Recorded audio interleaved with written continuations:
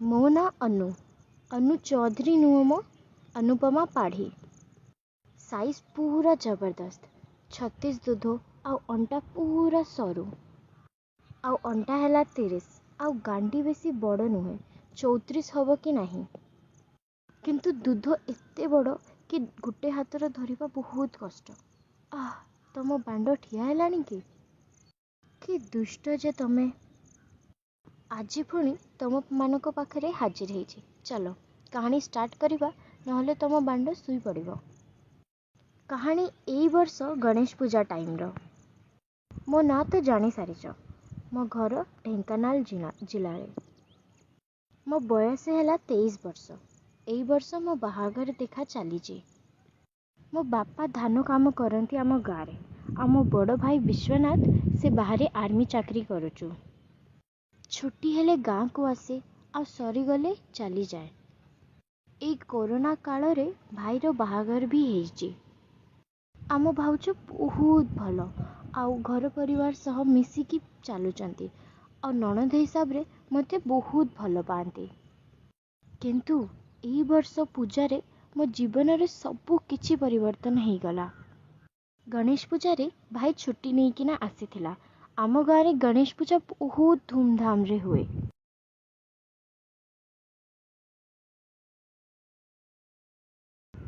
पूजार 2 दिन आगुरु आम घर सामने रे ऑटो आसिकी लागिला। मु जानी पारथिली कि भाई आसीची बोली।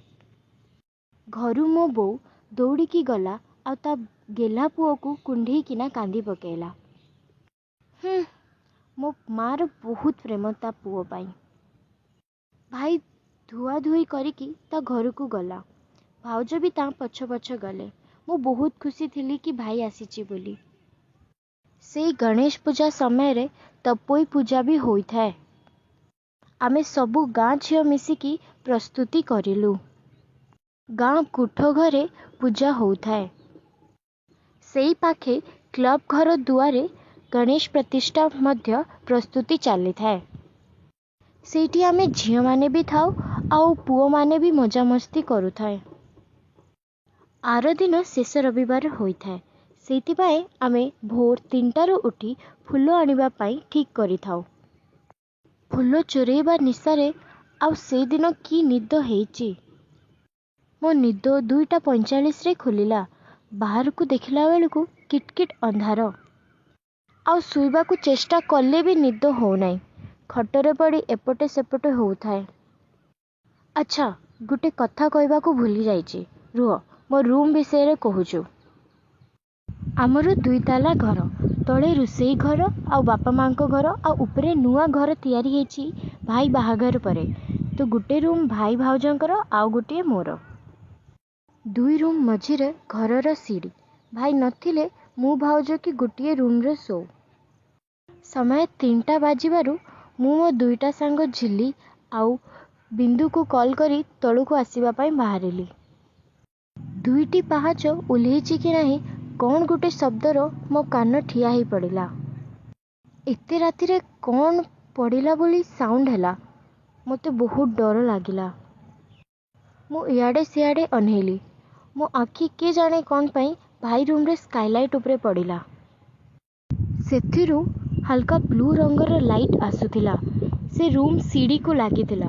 मु सीढ़ी उपरे चढ़ी की रूम भितरे देखिबा को चेष्टा करिली। हे भगवान मु कौन पाई से रूम को उंडी देखिली। मो गोड़ सेठी जमाट बांधी पड़िला और मो मुंडरू झाड़ बही पड़िला। भाई नंगला होई बेड उपरे सुईची और भाउज नंगला होई ता मुह उपरे बसीची। आउ बधे ता बिया को मो भाई मुहरे पूरा माड़ी देइची। आउ अंधारे मो भाई ता गांडी को धरी बिया को खाई चलीची। भाई भाउज तांको पाटी रे तांको आंगुली देई चित्कार करिबा पाई निज चित्कार को रोकिबा पाई चेष्टा करुचंती। हेले ये कौन? भाई गोड़ मझिरे किए भाई उपरे हांबुड़ी पड़ी ता बांडो को पाटी रे पुरोची। एमिति दृश्य देखी मो मुंड पूरा घुरेई देला। एई कौन चलीची एठी?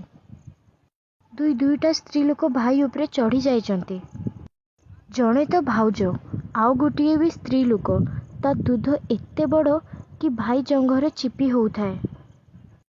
କିଟକିଟ ଅନ୍ଧାର ହେଲେ ବି ରୁମ୍ର ଜିରୋ ଲାଇଟ୍ ଯୋଗୁଁ ମୋତେ ତାଙ୍କ ରୁମ୍ରେ ତାଙ୍କ ଉପସ୍ଥିତି ଜଣାପଡ଼ୁଥାଏ।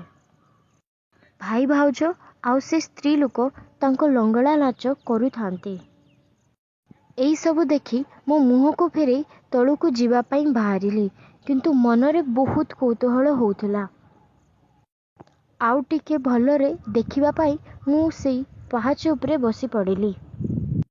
ଭାଇ ସାମ୍ନାରେ 2 ଜଣ ଆଣ୍ଠେଇ ପଡ଼ିଲେ, ଆଉ ଭାଇ ଜଣ ଜଣ କରି 2 ଜଣଙ୍କୁ ଗେଂଗଲା। ଆଉ ସେଇ 2 ଜଣ ସ୍ତ୍ରୀ ଲୋକ ବି ପରସ୍ପର ଦୁଧ ଚିପି ଖାଉଥାନ୍ତି। ମୋତେ ଏ ସବୁ ଦେଖି ଭାରି ଅସନା ଲାଗିଲା, କିନ୍ତୁ ତାପରେ ମୁଁ ଟିକେ ଭାଇକୁ ଦେଖିବା ପାଇଁ ଭଲସେ ଚେଷ୍ଟା କରିଲି। ମୁଁ ହେଲେ ତ ପୂର୍ବରୁ ଲକ୍ଷ୍ୟ କରିନଥିଲି, କିନ୍ତୁ ଭାଇର ଦେହ ବହୁତ ସେକ୍ସି। ତାର 6 ଫୁଟ ହାଇଟ୍, ଆଉ ତା ସହ ଆର୍ମି ବଡି ଦେଖିଲେ କେହି ବି ତା ପାଖକୁ ଆକର୍ଷିତ ହେବ। ଅନ୍ଧାର ଭିତରେ ମୋତେ ଭାଇର ପୁରା ବାଣ୍ଡ ଦେଖାଯାଉଥାଏ, କିନ୍ତୁ ଭାଉଜ ଆଉ ସେ ଅଜଣା ସ୍ତ୍ରୀର କଣ୍ଠଚିପରୁ ମୁଁ ଜାଣିପାରୁଥାଏ କି ଭାଇ ଗୋଟେ ଧାରୁଆ ଅସ୍ତ୍ର ତା ପ୍ୟାଣ୍ଟ ଭିତରେ ନେଇକିନା ବୁଲୁଛି। ଭାଇ ଜଣ ଜଣ କରି 2 ଜଣଙ୍କୁ ପଛପଟୁ ଗେଂଗଲା। ତାପରେ 2 ଜଣ ଆଗକୁ ତାଙ୍କ ଗୋଡ଼ ଫାଡ଼ି ଭାଇକୁ ତା ବିଆ ଦେଖେଇଲେ। ଆଉ ଭାଇ ଷଣ୍ଢ ପରି ଜଣକ ବିଆ ଭିତରେ ମୁଣ୍ଡ ପୁରେଇଲା, ଆଉ ଜଣକ ଭିତରେ ହାତ ପୁରେଇ ମଜା ଦେଉଥାଏ। ଏମିତି ଦୃଶ୍ୟ ଦେଖି ମୋ ମୁହଁରେ ଝାଳ ବହୁଥାଏ। ହାଲକା ପଚ ପଚ ଶବ୍ଦରେ ମୋ ଲୋମ ଟାଙ୍କିରି ଯାଇଥିଲା। ମୋ ତଣ୍ଟି ଉଦା ହେଇଯାଇଥାଏ। ବାରମ୍ବାର ଛେପ ଢୁକି ପକାଉଥାଏ। ଭାଇ ନଙ୍ଗଳା ଦେହକୁ ଯେମିତି ସେ 2 ଜଣ ଉପଭୋଗ କରୁଥାନ୍ତି, ମୋତେ ବି ବହୁତ ଇଚ୍ଛା ହେଉଥାଏ ସେଇ 2 ଜଣଙ୍କ ସହ ମିଶିଯିବାକୁ। ଆଉ ଭାଇ ମୋ ସହ ବି ଏମିତି କରିଥାନ୍ତା କି? ଆଚ୍ଛା, ମୋତେ ଗୋଟିଏ କଥା କୁହ ତ, ଏମିତି ଦୃଶ୍ୟ ପଡ଼ି ତମର ଠିଆ ହେଇଗଲାଣି ନା? ଭାବିଲ, ମୁଁ ତ ସାକ୍ଷାତ ଦେଖୁଥାଏ ମୋ ବିଆ ଅବସ୍ଥା କ'ଣ ହେଇଥିବ। ଟିକିଏ ସମୟ ସେଇଠି ଛିଡ଼ା ହେଇ ଦେଖିଥିଲେ ମୋର ବୋଧେ ଲିକ୍ ହେଇଯାଇଥାନ୍ତା। ମୁଁ ଅଜାଣତାରେ ମୁଁ ସଲୱାର ଭିତରେ ହାତ ପୁରେଇ ମୋ ବିଆରେ ଆଙ୍ଗୁଳି ପୁରଉଥାଏ। ମୁଁ ପୂର୍ବରୁ କେବେ ବି ଘିଅଣା ଖାଇ ନଥିଲି। ତାଙ୍କୁ ଦେଖି ମୋର କ'ଣ ହୋଇଯାଉଥାଏ। ଯାହା କୁହ, ଆଖି ସାମ୍ନାରେ ଲାଇଭ୍ ସେକ୍ସ ଦେଖିଲେ ଟୋକା କ'ଣ ଝିଅ କ'ଣ ସମସ୍ତେ ଗୋଲୁ ହେବେ ନିଶ୍ଚିତ। ମୋ ସହ ମଧ୍ୟ ସେମିତି ହିଁ ଠିକ୍ ହୋଇଥାଏ। ବିଆରେ ହାତ ପୁରେଇଲା ବେଳକୁ ବିଆ ଅଲରେଡି ଉଦା ହୋଇଯାଇଥାଏ, ଆଉ ସେଣ୍ଟି ଟେଙ୍ଗେଇ ଯାଇଥାଏ। ସେତିକିବେଳେ ବିନ୍ଦୁ ଫୋନ୍ କରିଲା, ଆଉ ଫୋନ୍ ବାଜିବାକୁ ଲାଗିଗଲା। ମୁଁ ସେଇଠୁ ଧଡ଼ପଡ଼ ହୋଇ ସେଇଠୁ ଉଠି ତଳକୁ ଚାଲି ଆସିଲି। ବାହାରେ ବିନ୍ଦୁ, ଝିଲି ଆଉ ଗାଁରେ ଅନ୍ୟ ଝିଅମାନେ ସବୁ ଠିଆ ହେଇଥିଲେ। ମୁଁ ଧଇଁସଇଁ ହେଇ ଯାଇଥାଏ। ସେମାନେ ପଚାରିଲେ, କିନ୍ତୁ ମୁଁ କଥା ବୁଲେଇ ଦେଲି। ତାଙ୍କ ସହ ମିଶି ଫୁଲ ଆଣିବାକୁ ଗଲୁ। ମନରେ କିନ୍ତୁ ଡର ଲାଗୁଥାଏ। ଫୋନ୍ ସାଉଣ୍ଡ କାଳେ ଭାଉଜକୁ ଶୁଣିନି ତ? ସେମାନେ ଯାହା କରୁଥିଲେ ସେ ଛବି ମୋ ଆଖିରେ ନାଚୁଥାଏ। ସେ ସ୍ତ୍ରୀ ଲୋକ କିଏ ଯାହା ସହ ଏମାନେ ମିଶି ସେକ୍ସ କରୁଥିଲେ? ବହୁତ ପ୍ରଶ୍ନ ମୋ ମନରେ ଚାଲିଥାଏ। ଘରକୁ ଫେରିଲା ବେଳକୁ ସକାଳ 5ଟା ହେଇଯାଇଥିଲା। ସେଇଠୁ ଗାଁ ପୋଖରୀକୁ ଗାଧେଇ ଯିବାର ଥାଉ। ମୁଁ ତରବରରେ ଲୁଗାପଟା ନେବାକୁ ଭୁଲି ଯାଇଥିଲି। ପୁଣି ଫେରି ଆସିବାକୁ ପଡ଼ିଲା। ମୁଁ ଚୁପ୍କି ଉପରକୁ ଗଲି, ଆଉ ଲୁଗାପଟା ନେଇକି ବାହାରି ଆସିବା ବେଳକୁ ମୁଁ ଦେଖିଲି କି ଭାଇ ଗାମୁଛା ପିନ୍ଧି ତା ରୁମ୍ରୁ ବାହାରି ଆସୁଥିଲା। ତାକୁ ଦେଖି ତା ଆଖି ମୋ ଆଖିରେ ପଡ଼ିଗଲା, ଆଉ କାଲି ସେ କରୁଥିବା କାମ ମୋ ଆଖିରେ ନାଚି ପଡ଼ିଲା। ମୁଁ ତଳକୁ ଆସିବାକୁ ଥାଏ, ଭାଇ ପଛରୁ ଡାକିଲା, ଏତେ ସକାଳେ କୁଆଡ଼େ ଯାଉଛୁ?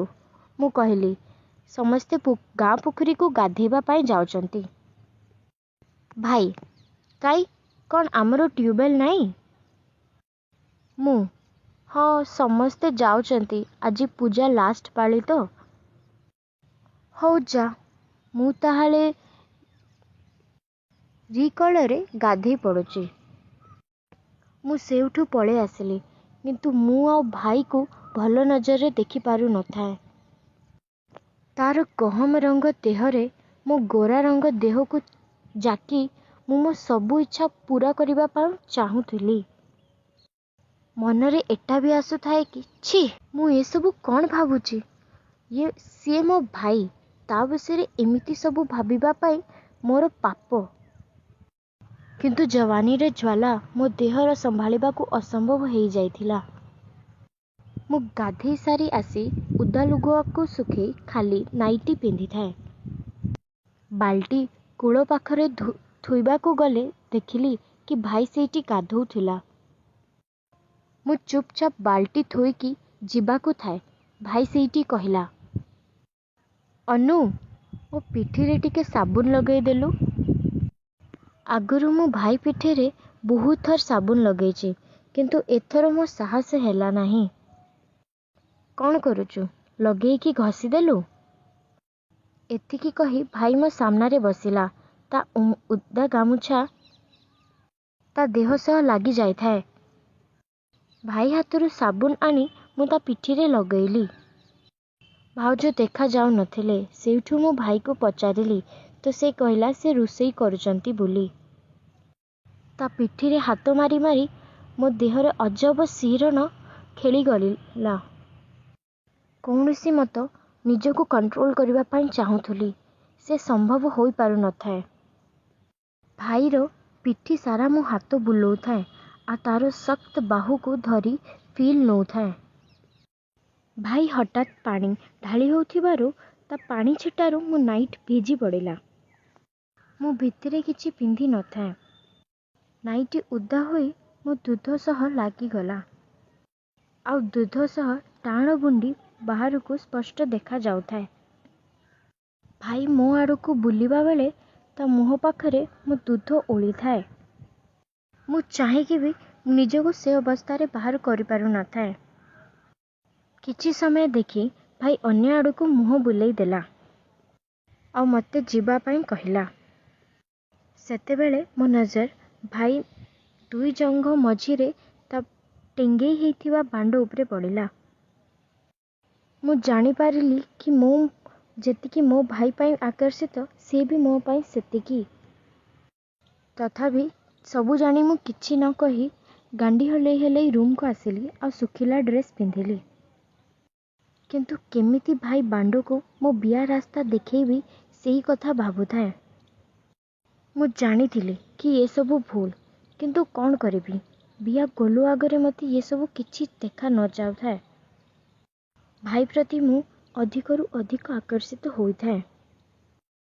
ଏମିତିର ଦିନ ବଢ଼ିଗଲା, କିନ୍ତୁ ମୋର ଭାଇ ପ୍ରତି ଲୋଭ ବଢ଼ୁଥାଏ। କିନ୍ତୁ ଭାଇକୁ କିଛି କହିବା ପାଇଁ ସାହସ ହେଉନଥିଲା, କାଳେ ସେ ବାପା ବୋଉକୁ କହିଦେବ। କିନ୍ତୁ ଭାଗ୍ୟ ମୋର ସାଥି ଦେଲା। ଗଣେଶ ଭସାଣୀ ଆଉ ତୋପେଇ ଭସାଣୀ ଏକା ଦିନ କରିବାକୁ ସ୍ଥିର ହେଇଥାଏ।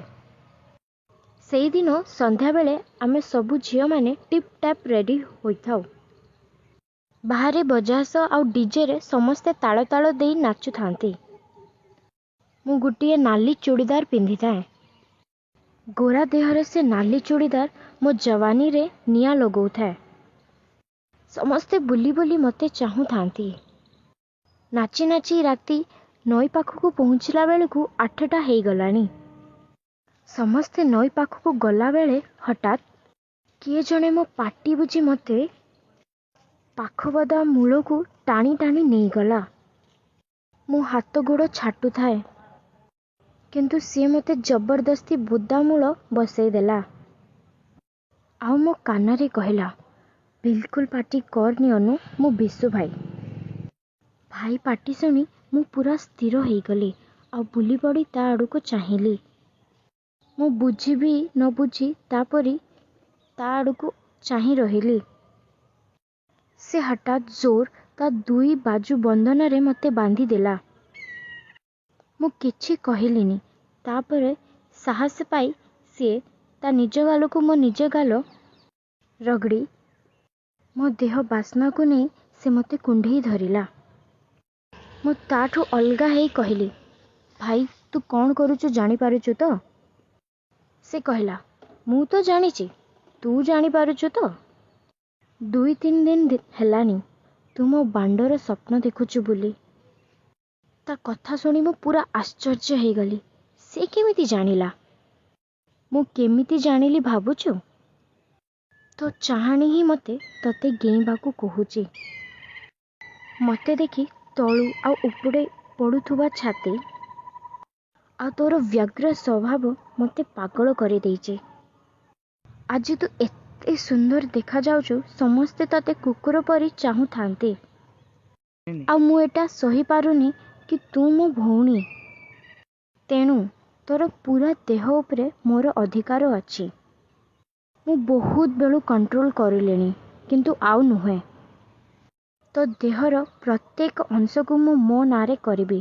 ଆଉ ମୁଁ ଜାଣେ କି ତୁ ବି ଏଇଟା ହିଁ ଚାହୁଁ। ଭାଇଠାରୁ ଏଇ କଥା ସବୁ ଶୁଣି ମୁଁ ମୋ କାନର ବିଶ୍ୱାସ କରିପାରୁନଥାଏ। ମନରେ ଭୟ ଥାଏ, କିନ୍ତୁ ମୁଁ ନ ରହିପାରିଲି ଆଉ ମୋ ଓଠରୁ ତା ଓଠକୁ ମିଶେଇ ଦେଲି।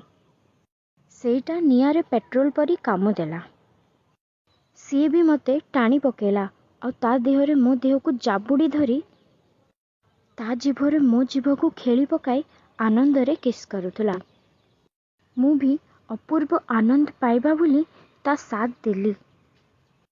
କିସ୍ କରିବା ସହ ସେ ମୋ ଡ୍ରେସ୍ରେ ଚେନ୍ ଖୋଲିଦେଲା ଆଉ ଓଢ଼ଣୀକୁ ତଳେ ପାରିଦେଲା ଆଉ ମୋତେ ସେଇ ଶୁଆଇ ଦେଇ ମୋ ବ୍ରା ଖୋଲିଦେଲା। ବ୍ରା ଖୋଲିଦେବା ମାତ୍ରେ ମୋର ପାଚିଲା କଖାରୁ ପରି ଦୁଧ ଦୁଇଟା ତା ପାଟିରେ ଓହଳି ପଡ଼ିଲା। ଆଃ, ଏହି ଦୃଶ୍ୟ ଦେଖିବି ବୋଲି ମୁଁ କେବେଠୁ ଅପେକ୍ଷା କରିଥିଲି। ଜହ୍ନ ଆଲୋରେ ମୋ ଭାଇ ମୋ ଦୁଧ ଦୁଇଟାର ବୁନ୍ଦିକୁ ଛୁଆ ଖୁଆଇବା ପରେ ଚୁଷି ଚୁଷି ଚାଲିଥିଲା, ଯେମିତି ସେଥିରେ କ୍ଷୀର ବାହାରିବ। କୌଣସି ଛୁଆ ପାଇଁ ପ୍ରଥମ ଛୁଆଁ ମୁଁ ପୁରା ପାଗଳ ହେଇଯାଇଥାଏ। ତା ମୁଣ୍ଡକୁ ମୋ ଦୁଧରେ ଆହୁରି ମାଡ଼ି ଦେଇଥାଏ। ମୋତେ ଦେଖି ସେ ମୋ ଦୁଧ ବୁନ୍ଦି କାମୁଡ଼ି ଦେଇଥାଏ। ତାପରେ ସେ ତରତର ହୋଇ ମୋ ପ୍ୟାଣ୍ଟ ଚଡ଼ି ସହ ଖୋଲିଦେଲା ଆଉ ସିଧା ମୋ ବିଆ ଉପରେ ତାର ଗୋଟେ ଆଙ୍ଗୁଠି ରଖି ଘଷିଲା। ଆଃ, କ'ଣ କହିବି, ସେଇ ସ୍ପର୍ଶରେ ମୋ ଦେହ ପୁରା ଥରିଲା ଆଉ ଅମାନିଆ ଚିତ୍କାର ସବୁ ମୋ ମୁହଁରେ ବାହାରି ଆସିଲା। ଚିତ୍କାର ବନ୍ଦ କରିବାକୁ ଭାଇ ମୋ ପାଟିରେ ଆଙ୍ଗୁଠି ପୂରେଇ ଦେଲା ଆଉ ଡାହାଣ ହାତରେ ମୋ ବିଆ ସହ ଖେଳୁଥାଏ। ମୁଁ ତା ଆଙ୍ଗୁଠିକୁ ବାଣ୍ଡ ଚୁଷିବା ପରି ଚୁଷି ଦେଲି। ଭାଇ ଗୋଟେ ଆଙ୍ଗୁଠି ମୋତେ ଚୁଚମେଇ ଦେଲା ପରେ ଧୀରେ ଧୀରେ ମୋ ବିଆରେ ପୂରେଇବା ପାଇଁ ଚେଷ୍ଟା କରିଲା, କିନ୍ତୁ ବିଆ ବହୁତ ଟାଇଟ୍ ଥାଏ। ଏଥିପାଇଁ ସେ ଆଙ୍ଗୁଠି ପଶୁ ନଥାଏ। ତୋର ତ ଗୋଟେ ଆଙ୍ଗୁଠି ବି ପଶୁନି, ଆଉ ତୁ କ'ଣ ଗିଆ ଖାଇବୁ? ଭାଇ ପାଟିରୁ ଭାଷା ଶୁଣି ମୁଁ ଆହୁରି ଗରମ ହେଇଗଲି ଆଉ ତା ହାତକୁ ଚୁଚମି ଆଉ ଥରେ ପୂରେଇବା ପାଇଁ ଇସାରା କରିଲି। ଦ୍ୱିତୀୟ ଥର ଆଙ୍ଗୁଠି ପଶିଗଲା। ତାପରେ ସେ ଆଙ୍ଗୁଠିକୁ ଭିତରେ ବାହାର କରିବାକୁ ଲାଗିଗଲା। କହି ମଜା ନେଉଥାଏ। ମୋ ଜଙ୍ଘ ମଝିରେ ଆଣ୍ଠେଇ ପଡ଼ି ଭାଇ ମୋ ବିଆର ଦୁଇଟା ଓଠକୁ ମେଲେଇ ଦେଇ ମୋ ସେଣ୍ଠିକୁ ଜିଭ ଲଗେଇ ଚାଟି ଚାଲିଲା। ମୁଁ ଆଃ ଆଃ କହି ଚିତ୍କାର କରିଦେଲି। କିଛି ନ ଶୁଣି ସେ ସେମିତି ହିଁ ମୋ ବିଆ ଚାଟୁଥାଏ। ବିଆରୁ ପ୍ରଚୁର ପାଣି ବହିବାକୁ ଲାଗିଲା। ସେ ପାଣି ମୋ ଗାଣ୍ଡି ଆଡ଼େ ବୋହି ଯାଉଥାଏ। ବିଆ ଭଲସେ ଓଦା ହେଲା ପରେ ଭାଇ ତା ଅଧା ପ୍ୟାଣ୍ଟ ଖୋଲିଲା। ମୁଁ ଦେଖି କହିଲି, ଭାଇ ପୁରା ଖୋଲିଦେ ପ୍ଲିଜ୍। ତତେ ଭାଇକୁ ନଙ୍ଗଳା ଦେଖିବାର ଭାରି ଇଚ୍ଛା, ନାଇଁ? ସେ ଏକାଥରେ ତା ପ୍ୟାଣ୍ଟ ସାର୍ଟ ଖୋଲିଦେଇ ମୋ ଆଗରେ ନଙ୍ଗଳା ହୋଇ ଆଣ୍ଠେଇ ବସି ତା ନିଜ ବାଣ୍ଡକୁ ଆଗ ପଛ କରୁଥାଏ। ହେ ଭଗବାନ, କେତେ ବଡ଼ ବାଣ୍ଡ! 9 ଇଞ୍ଚରେ ହବ। ଯେତିକି ବଡ଼ ସେତିକି ମୋଟା। ମୋ ଆଖି ଡଳା ଉଲ୍ଟି ହବା ପରି ଲାଗିଲା ଏତେ ବଡ଼ ବାଣ୍ଡ ଦେଖି। ମୋ ବିଆ ନିଶ୍ଚୟ ଫଟେଇ ଦବ। ମୁଁ ଭାଇକୁ କହିଲି, ଭାଇ ଏଟା ତ ମୋ ବିଆ ଫଟେଇ ଦବ। ସେ ହସିକି କହିଲା, ନହେଲେ ମଜା କେମିତି ଲାଗିବ? ତାପରେ ସିଏ ଅସଲ ଖେଳ ଆରମ୍ଭ କରିଲା।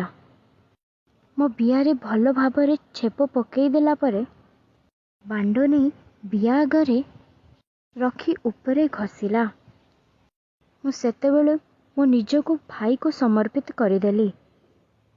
ହଠାତ୍ ଗୋଟେ ଜୋର ଧକ୍କାରେ ତା ପୁରା ବାଣ୍ଡ ମୋ ବିଆ ଭିତରେ ପଶି ପଡ଼ିଲା।